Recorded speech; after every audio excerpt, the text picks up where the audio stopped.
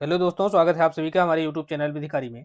दोस्तों, इस वीडियो में हम छत्तीसगढ़ पीसीएसजे की परीक्षा में जो अभी तक के पंजीकरण अधिनियम अर्थात जो रजिस्ट्रेशन एक्ट से संबंधित एमसीक्यूज के रूप में प्रश्न अभी तक पूछे गए हैं प्री परीक्षा में, उन सभी प्रश्नों को हम सॉल्व करेंगे।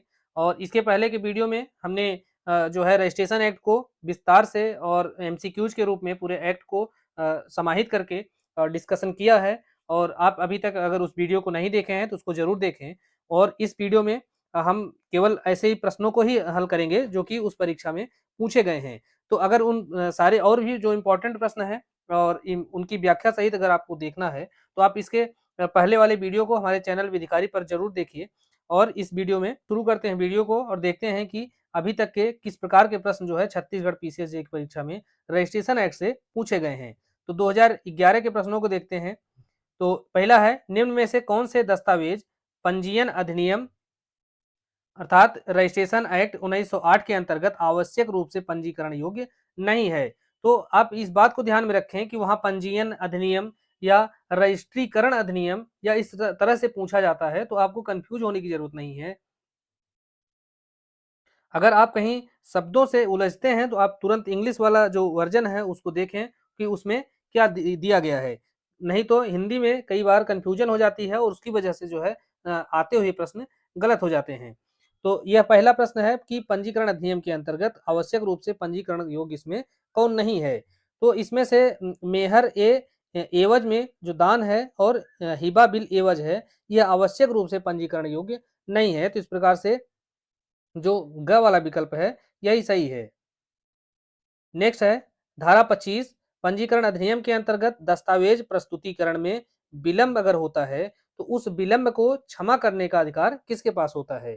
तो धारा 25 के अंतर्गत अगर कोई रजिस्ट्रेशन के लिए दस्तावेज पेश किया जाता है और उससे पेश करने में विलंब होता है तो ऐसे विलंब को परिवर्जन करने का या उसको क्षमा करने का जो अधिकार होता है वह पंजीयक अर्थात रजिस्ट्रार को होता है। तो देखिए हिंदी में पंजीयक लिखा गया है जबकि आप इंग्लिश वाला वर्जन देखेंगे तो सीधा सीधा रजिस्ट्रार लिखा हुआ है, तो रजिस्ट्रार के पास ऐसा अधिकार होता है। नेक्स्ट है, एक दस्तावेज जिसका रजिस्ट्रेशन हुआ है और उसकी प्रस्तुति उचित व्यक्ति के द्वारा नहीं की गई थी तो धारा 23A जो पंजीकरण अधिनियम के अंतर्गत है तो उसके अनुसार ऐसा जो दस्तावेज है वह किस प्रकार से पंजीकरण उसका हुआ है, यह माना जाएगा या नहीं माना जाएगा। तो इसका पंजीकरण हुआ है और उसकी जो प्रस्तुति है अर्थात उसको जो पेश किया गया था किसी अपराधिकृत व्यक्ति के द्वारा पेश किया गया था। तो ऐसी स्थिति में जो प्राधिकृत व्यक्ति है उसको पुनः पंजीकरण के लिए पेश करता है तो उसको जो है ऐसा अनुमति दी जा सकती है या उसको पेश किया जा सकता है। तो ये बी वाला विकल्प सही है धारा 23A के अनुसार। नेक्स्ट है, दस्तावेज जिनका जो पंजीकरण है या रजिस्ट्रेशन है वह वैकल्पिक है। तो कौन से ऐसे दस्तावेज हैं जिनका जो रजिस्ट्रेशन है वह वैकल्पिक है। तो इसमें से जो वसीयत है इसका रजिस्ट्रेशन कराया जाना अनिवार्य नहीं है बल्कि यह वैकल्पिक है। बाकी अचल संपत्ति का जो विलेख है उसका अनिवार्य है और 100 रुपए से अधिक मूल्य की जो संपत्ति है उसका जो विक्रय पत्र है उसका भी रजिस्ट्रेशन अनिवार्य है। अचल संपत्ति का कोई पट्टा है उसका भी जो रजिस्ट्रेशन है वह अनिवार्य है। और वैकल्पिक रजिस्ट्रेशन के संदर्भ में जो प्रावधान है वह धारा 18 के अंतर्गत दिया गया है, जबकि अनिवार्य रजिस्ट्रेशन के बारे में जो प्रावधान है वह धारा 17 के अंतर्गत दिया गया है। नेक्स्ट है, वसीयतों के पंजीकरण एवं गोद लेने के अधिकार के विषय में पंजीयन की प्रक्रिया या रजिस्ट्रेशन की प्रक्रिया का जो विवरण है वह रजिस्ट्रेशन एक्ट की किस धारा के अंतर्गत दिया गया है। तो वह धारा 41 के अंतर्गत दिया गया है।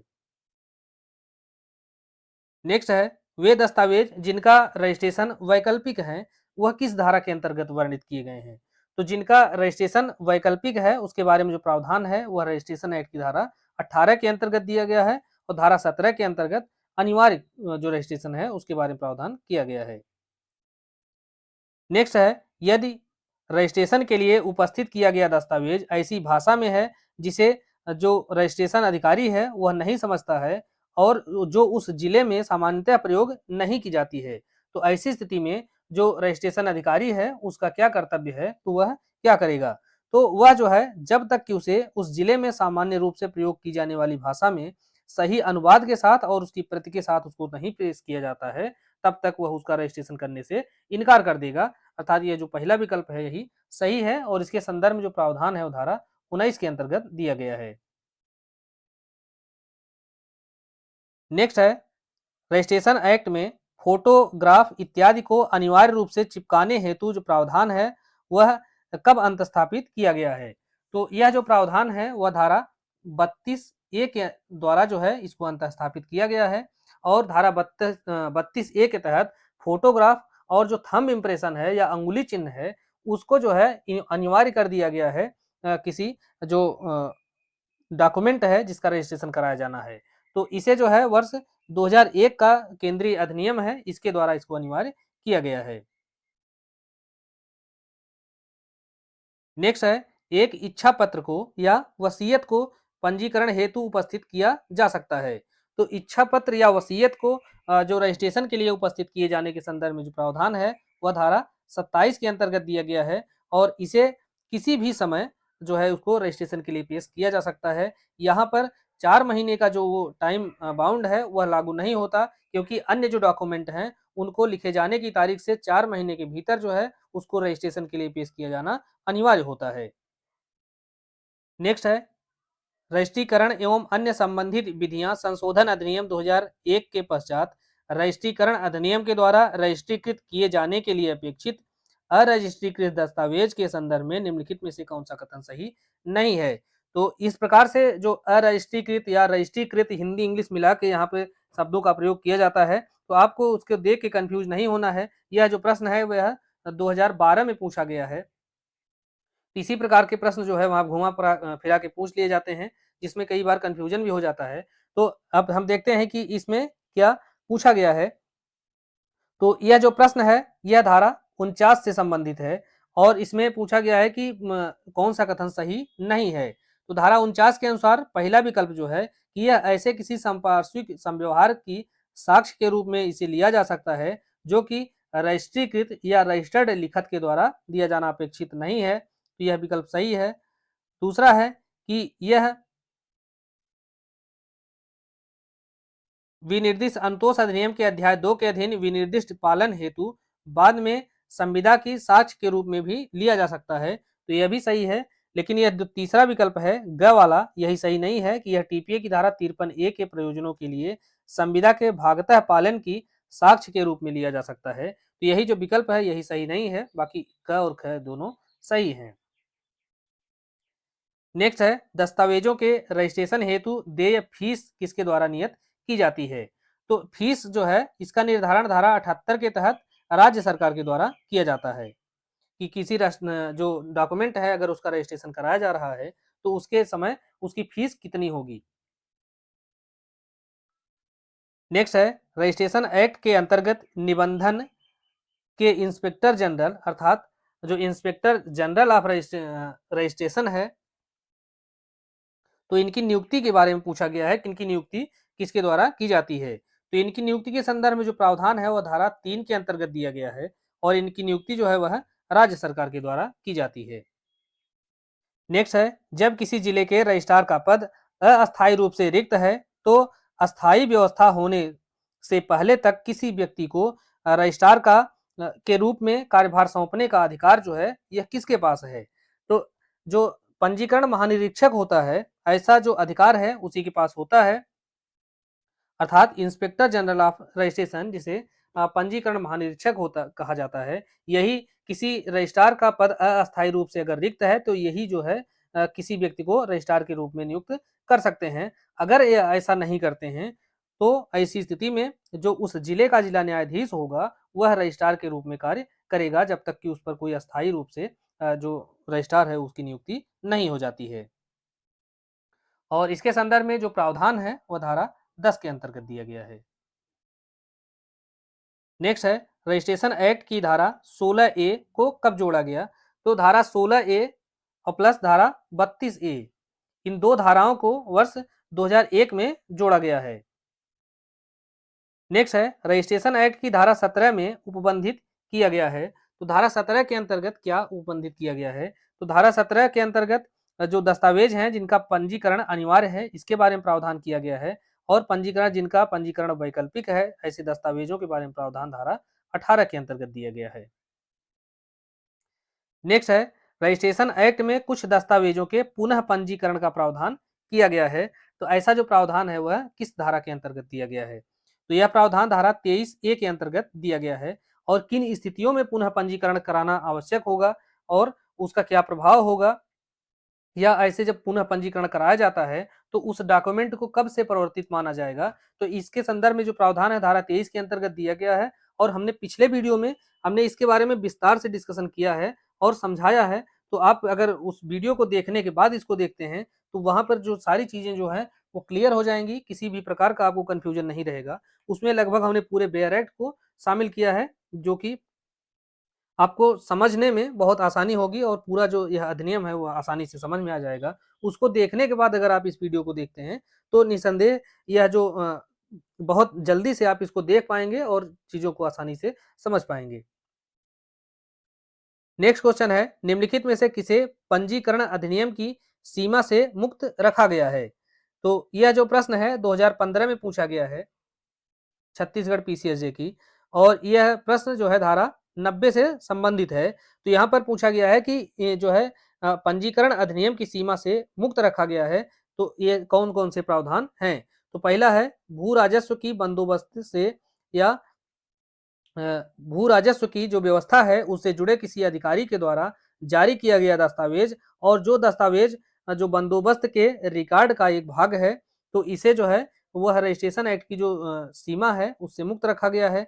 दूसरा है कि समय के साथ प्रवर्तनशील किसी भी विधि के अंतर्गत यह दस्तावेज किसी पटवारी द्वारा किसी भी राजस्व कार्यालय में समय समय पर अद्यतन किया जाता है। तो यह पहला और दूसरा ही सही है। तो इस प्रकार से जो इसका घ वाला विकल्प है कि ए और बी सही है। नेक्स्ट है, पंजीकरण अधिनियम के अंतर्गत निम्नलिखित में से किसका पंजीकरण अनिवार्य है? तो अनिवार्य पंजीकरण के बारे में जो प्रावधान है वो धारा 17 के अंतर्गत दिया गया है, और इसके अनुसार यह जो पहला विकल्प है यही सही है, और यही जो पंजीकरण है वह अनिवार्य है। तो पहला विकल्प क्या है कि गैर वसीयती प्रपत्र या दस्तावेज जो किसी भी तरह के अधिकार, हक या हित के निर्माण, उद्घोषणा, विनिर्दिष्टीकरण, जिसे समुद्देशन कहा जाता है, परिसीमन या विलोपन के बदले में किसी राशि का भुगतान या उसकी रसीद प्राप्त करता है, तो उसका जो रजिस्ट्रेशन है वह अनिवार्य होगा। नेक्स्ट है, निम्नलिखित में से किस दस्तावेज का पंजीकरण वैकल्पिक है? तो वैकल्पिक जो रजिस्ट्रेशन है इसके बारे में जो प्रावधान है वो धारा 18 के अंतर्गत दिया गया है। जैसा कि हमने बताया भी है कि धारा 17 और धारा 18 दो ऐसी धाराएं हैं जिनसे जो है लगभग हर साल एक प्रश्न पूछा जाता है। तो इस बार भी देखिए, आपने अभी तक जितने प्रश्न को सॉल्व किया है लगभग 19वां प्रश्न है ये, इसमें से आपको कम से कम 2-3 बार जो है धारा 17 और धारा 18 से जो प्रश्न है वह मिल चुके हैं। तो उनको आपको बेयर एक्ट से अच्छे से पढ़ना है, हमारे वीडियो को भी देख लेंगे तो आपको वहां पर भी हमने बता दिया है स्पष्ट रूप से, तो वो समझने में आपको आसानी हो जाएगी। तो यहाँ पर पूछा है कि दस्तावेज का पंजीकरण वैकल्पिक है, तो इसके बारे में जो प्रावधान है वो धारा 18 में दिया गया है। तो इसमें दो दस्तावेज हैं, जिसमें पहला है कि ऐसे दस्तावेज जो किसी भी तरह के अधिकार, टाइटल या हित के निर्माण, उद्घोषणा, समन्वयन, परसीमन या विलोपन के बदले में किसी राशि का भुगतान या उसकी रसीद प्राप्त करता है, तो इसका जो रजिस्ट्रेशन है वह वैकल्पिक है। तो पहला विकल्प सही है। दूसरा है कि किसी भी अवधि के लिए परंतु 1 वर्ष से अधिक नहीं, अर्थात 1 वर्ष से कम अवधि के लिए कोई अचल संपत्ति का अगर पट्टा है तो उसका जो रजिस्ट्रेशन है वह वैकल्पिक होगा। लेकिन 1 वर्ष या उससे अधिक की अवधि के लिए अगर कोई पट्टा होता है तो उसका रजिस्ट्रेशन जो है वह अनिवार्य होगा। तो इस प्रकार से जो पहला है और दूसरा अर्थात ए और बी, इन दोनों ही मामलों में जो रजिस्ट्रेशन है वह वैकल्पिक होगा। और सी वाला देखते हैं कि सनद, इमाम, टाइटल, विलेख और अन्य दस्तावेज जो सरकार द्वारा भूमि या भूमि के किसी भाग के आवंटन के लिए साक्ष्य के रूप में लिया जाता है, तो इसका रजिस्ट्रेशन आवश्यक नहीं है। तो इस प्रकार से यहाँ पर जो तीसरा विकल्प है कि ए और बी, ये दोनों ही सही हैं और इनका जो पंजीकरण है वह वैकल्पिक है। नेक्स्ट क्वेश्चन है, पंजीकरण अधिनियम की धारा 23 के अनुसार जहां छूट लागू नहीं होती है वहां दस्तावेजों को इसके निष्पादन की तारीख से कितनी अवधि के भीतर जो है वह पंजीकरण अधिकारी के समक्ष जो पंजीकरण के लिए प्रस्तुत किया जाना चाहिए। तो धारा 23 के अंतर्गत यह प्रावधान किया गया है कि कोई दस्तावेज है उसके लिखे जाने की तारीख से 4 महीने के अंदर पंजीकरण अधिकारी के समक्ष उसको पंजीकरण के लिए पेश किया जाना आवश्यक है। लेकिन यह जो 4 महीने की अवधि है, यह वसीयत के मामले में लागू नहीं होती है। अर्थात जो वसीयत है, उसको 4 महीने के बाद भी जो है पंजीकरण के लिए पेश किया जा सकता है और उसके संदर्भ में जो प्रावधान है वो धारा 27 के अंतर्गत दिया गया है, वसीयत के रजिस्ट्रेशन के बारे में। नेक्स्ट है, निम्नलिखित में से कौन से दस्तावेजों के लिए अनिवार्य पंजीकरण आवश्यक है? तो अनिवार्य पंजीकरण यहाँ पर आवश्यक है। अनिवार्य पंजीकरण के बारे में प्रावधान जो है धारा 17 में दिया गया है। अचल संपत्ति के दान के संदर्भ में अगर कोई दस्तावेज है तो उसका जो पंजीकरण है वह अनिवार्य होता है। नेक्स्ट है, पंजीकरण के दस्तावेज कहाँ प्रस्तुत किए जा सकते हैं? तो पंजीकरण के जो दस्तावेज हैं वह उप पंजीकरण अधिकारी अर्थात सब रजिस्ट्रार जिसे कहा जाता है या उप रजिस्ट्रार उसके कार्यालय में जो है इसको पेश किया जाता है, जिसके अधिकार क्षेत्र के भीतर जो है संपत्ति या उसका हिस्सा स्थित है। तो और इसके बारे में जो प्रावधान है वो धारा 28 के अंतर्गत दिया गया है। नेक्स्ट है, पंजीकरण अधिनियम की धारा 32 के तहत दस्तावेजों के पंजीकरण हेतु पंजीकरण करा जो चाहने वाला व्यक्ति है वह उपस्थित होना ही चाहिए। अर्थात वहां पर उसका कोई विकल्प नहीं है कि वह नहीं उपस्थित हो सकता। अर्थात वह स्वयं उपस्थित हो या अपने एजेंट या अभिकर्ता के माध्यम से अगर वो उपस्थित होता है या अपने प्रतिनिधि के माध्यम से, लेकिन उसको उपस्थित होना आवश्यक है। तो वहां पर 3 बातें हैं, वह चाहे डायरेक्ट खुद उपस्थित हो या अपने अभिकर्ता के माध्यम से उपस्थित हो या अपने जो है प्रतिनिधि के माध्यम से उपस्थित हो, लेकिन उसका उपस्थित होना अनिवार्य है, उसको उपस्थित होना ही चाहिए। नेक्स्ट है, निम्नलिखित में से किस दस्तावेज का पंजीकरण अनिवार्य है? तो यहाँ पर पंजीकरण जो है अनिवार्य है, तो इसके संदर्भ में जो बी वाला विकल्प है यही सही है कि अचल संपत्ति का अगर कोई दान है या दान संबंधी कोई विलेख है तो उसका रजिस्ट्रेशन अनिवार्य होता है। नेक्स्ट है, वसीयत के अलावा सभी दस्तावेजों को निष्पादन की तारीख से कितने भी अवधि के भीतर पंजीकरण के लिए प्रस्तुत करना आवश्यक है? तो 4 महीने के भीतर इसे प्रस्तुत करना आवश्यक है। इसके बारे में जो प्रावधान है वो धारा 23 के अंतर्गत दिया गया है। नेक्स्ट है, किसी भी पंजीकरण कार्यालय में किसी दस्तावेज को कितनी अवधि तक अधिकतम अगर रखा जाता है या और उसका दावा कोई नहीं करता है या बिना दावे के अगर कोई दस्तावेज है वो रखा हुआ है, तो यहाँ पर पूछा गया है कि उसे कितनी अवधि से अधिक अगर समय तक रखा गया है तो उसको नष्ट किया जा सकता है। तो इसके बारे में जो प्रावधान है धारा 85 के अंतर्गत दिया गया है। तो इसमें यह बताया गया है कि अगर कोई जो दस्तावेज है वह बिना दावे का है, अर्थात उसका कोई दावा नहीं करता है और पंजीकरण कार्यालय में लगातार 2 वर्ष या उससे अधिक समय से वह रखा हुआ है, तो ऐसे दस्तावेजों को नष्ट किया जा सकता है। नेक्स्ट है, इनमें से किस मामले में सुप्रीम कोर्ट ने यह आदेश दिया था कि पंजीकरण अधिनियम की धारा 35 के तहत पंजीकरण अधिकारी पंजीकरण के प्रार्थी के हक के बारे में पूछताछ नहीं कर सकता है? तो यह जो प्रश्न है यह 2017 में छत्तीसगढ़ की परीक्षा में पूछा गया है और इसका जो उत्तर है वह सत्यपाल आनंद बनाम मध्य प्रदेश राज्य है। इसी मामले में यह निर्णय दिया गया था कि जो पंजीकरण अधिकारी होगा वह पंजीकरण के जो प्रार्थी है जो दस्तावेज पेश करता है तो उसके हक के बारे में कोई पूछताछ नहीं करेगा। नेक्स्ट है, इनमें से कौन सा कथन सही नहीं है? तो पहला है, मूल प्रति के साथ जो डुप्लीकेट प्रति है उसको अगर प्रस्तुत नहीं किया जाता है तो वहां पर रजिस्ट्रार जो है वह पंजीकरण से इनकार कर सकेगा या कर देगा, तो यह कथन सही है। दूसरा है कि संपत्ति के रजिस्ट्रेशन के लिए दस्तावेज उस उप रजिस्ट्रार के कार्यालय में प्रस्तुत किया जाएगा जिसके अधिकार क्षेत्र में संपूर्ण संपत्ति है या उसका कोई हिस्सा स्थित है, तो यह भी सही है। और इसके बारे में जो प्रावधान है वो धारा 28 में और धारा 29 के अंतर्गत दिया गया है। और तीसरा है कि वसीयत को किसी भी समय पंजीकरण हेतु प्रस्तुत किया जा सकता है, तो यह भी सही है। इसके बारे में प्रावधान धारा 27 के अंतर्गत दिया गया है। और चौथा है कि मूल दस्तावेज की प्रति जो कार्बन प्रति को डुप्लीकेट प्रति के रूप में स्वीकार किया जा सकता है, तो यही जो विकल्प है वह सही नहीं है। और किसी दस्तावेज को रजिस्ट्रेशन से इनकार करने के संदर्भ में जो प्रावधान है वह अधिनियम के भाग 12 के अंतर्गत धारा 71 से लेकर 77 के बीच में दिया गया है। नेक्स्ट है, जिन दस्तावेजों का पंजीकरण स्वैच्छिक या वैकल्पिक रखा गया है, तो उनका उल्लेख जो है वह रजिस्ट्रेशन एक्ट की किस धारा के अंतर्गत किया गया है, तो उनका जो उल्लेख है वह धारा 18 के अंतर्गत दिया गया है, जबकि धारा 17 के अंतर्गत अनिवार्य अनिवार्य रजिस्ट्रेशन के बारे में प्रावधान किया गया है। नेक्स्ट है, भारत के बाहर किसी दस्तावेज को निष्पादित किया गया है, यदि उसे पंजीकरण के लिए प्रस्तुत किया जाए तो उसे भारत में पहुंचने की कितनी अवधि के भीतर पंजीकरण के लिए प्रस्तुत किया जाना चाहिए। तो इसके संदर्भ में जो प्रावधान है वह जो है धारा 26 के अंतर्गत दिया गया है, और इसके अंतर्गत यह बताया गया है कि अगर कोई भारत से बाहर कोई दस्तावेज है और भारत में उसको पंजीकरण के लिए पेश किया जाता है और उस दस्तावेज को स्वीकार कर लिया जाता है, तो उसे भारत में पहुंचने के पश्चात 4 महीने के अंदर उसे पंजीकरण के लिए उसको पेश किया जाना चाहिए। तो बी वाला विकल्प सही है, और इसके बारे में जो प्रावधान है वो धारा 26 के अंतर्गत दिया गया है। नेक्स्ट है, पंजीकरण अधिनियम की धारा 32 के अंतर्गत कोई दस्तावेज पंजीकरण के लिए प्रस्तुत किया जा सकता है, तो वह जो है किसके द्वारा प्रस्तुत किया जा सकता है।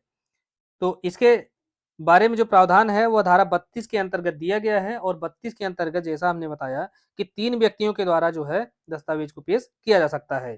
तो जो व्यक्ति दावा करने वाला है वह स्वयं कर सकता है, या उसका कोई प्रतिनिधि कर सकता है, या उसका एजेंट कर सकता है।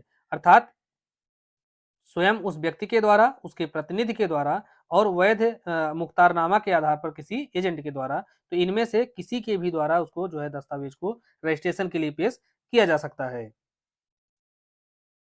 नेक्स्ट है, पंजीकरण अधिनियम के अंतर्गत वसीयत को पंजीकरण के लिए प्रस्तुत किया जा सकता है।